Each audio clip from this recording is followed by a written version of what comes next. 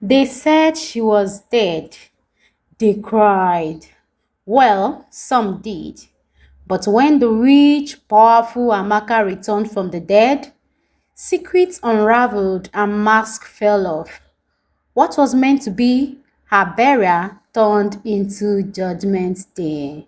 Amaka, a self-made interior designer in Lagos, was known for her class, wealth, and charitable health.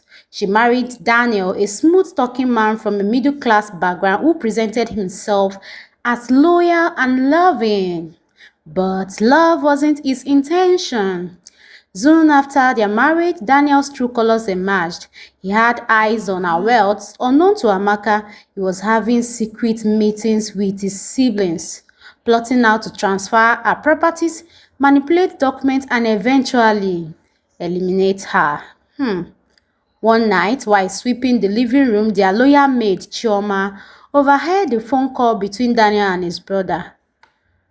Once she's gone, we split everything. We already changed the documents. I just need her signature on one last file.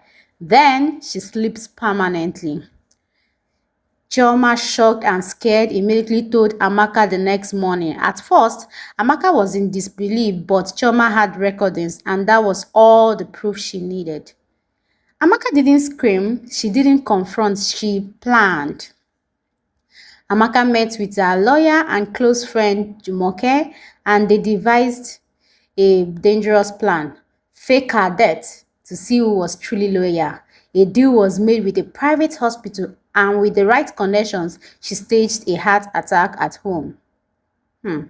Daniel pretended to panic. He called the ambulance, cried fake tears, and informed her parents. But in the hospital, Amaka was hidden in a private ward under a different name. The news of her death spread like wildfire. Friends and family were shocked. Daniel was relieved.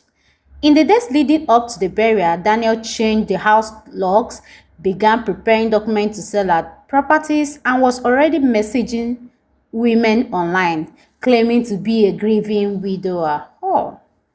At the funeral, her siblings-in-law arrived dressed in loud colors, laughing and whispering. During the service, they began arguing over who should take over her house in Lekki. I want the house. You take the cars. No way. She promised me her shares in the company. They argued. Even worse, Daniel showed up late to the burial in a fancy Ankara native, acting like a celebrity. He gave a lazy tribute and stepped aside. Her parents sat in front, weeping bitterly.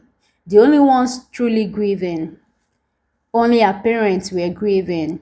But the moment of truth was near. As the coffin was about to be lowered, a loud gasp echoed. Everyone turned.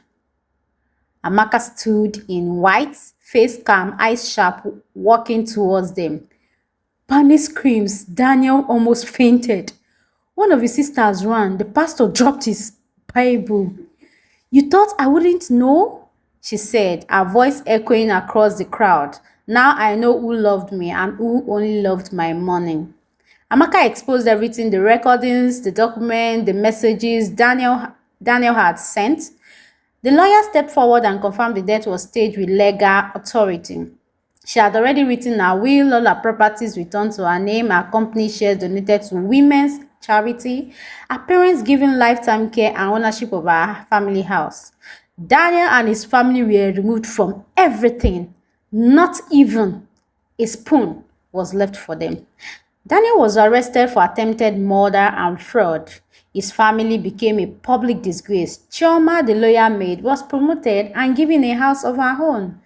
As for Amaka, she moved to a new city, started a foundation for women, and lived peacefully, surrounded by people who truly cared for her. Her story became a lesson across the country.